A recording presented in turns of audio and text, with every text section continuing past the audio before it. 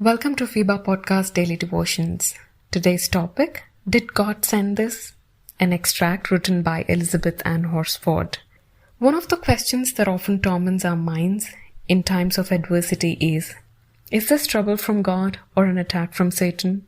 If we return to the book of Job, it gives us a wonderful picture of God in total control even over Satan, to whom he gives limited authority to test Job. God was going to prove to Satan and to mankind that he is in control of the world and the affairs of men, and that it is possible for a man to love God for himself alone and not just for what he gives him. Job was tested by financial disaster, the loss of all his children, and by severe illness.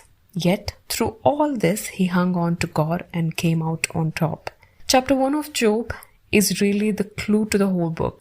God allowed Satan to test Job. He set the limits beyond which Satan could not go. Yet, look at Job's response.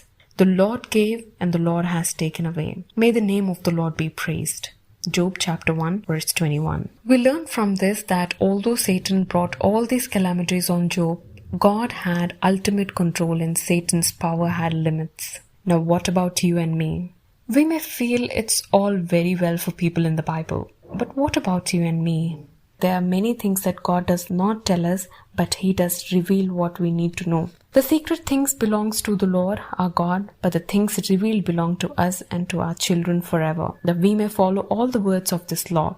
Actions do have consequences, and God does allow us to exercise free will and then reap what we sow. If I drive recklessly, there is every likelihood that I will have an accident. If I constantly abuse my body, I'm likely to shorten my lifespan. But God can still turn anything we experience to good account and achieve His purposes while allowing us His gift of freedom. God's greatest purpose for anyone is that he or she will become more like Jesus. And it is often through adverse circumstances that God brings that about.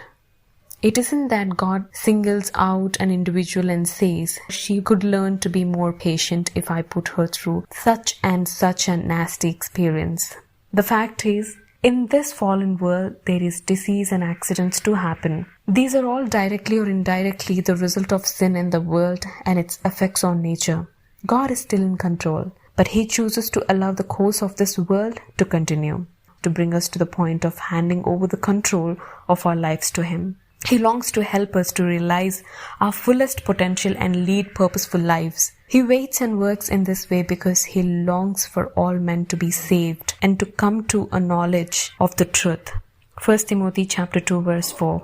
What about those whose lives are under His control, who are fully committed to Him in discipleship? Why does God allow bad things to happen to them? We are living in a world of sin and no one is singled out for escape, however good they may be. God can use adversity to refine and purify that life, producing Christ-like qualities that can be used in blessing to many. Precious stones are refined in fire to rid them of impurities. The fire is never too hot nor kept on longer than is needed.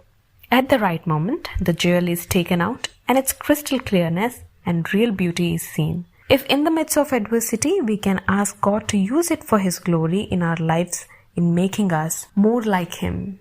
Make me like a precious stone, crystal clear and finely honed. Life of Jesus shining through, giving glory back to you. Adverse circumstances, they will refine us. God bless you. For more details, please contact 916364252164 or email us to info@fibaonline.org.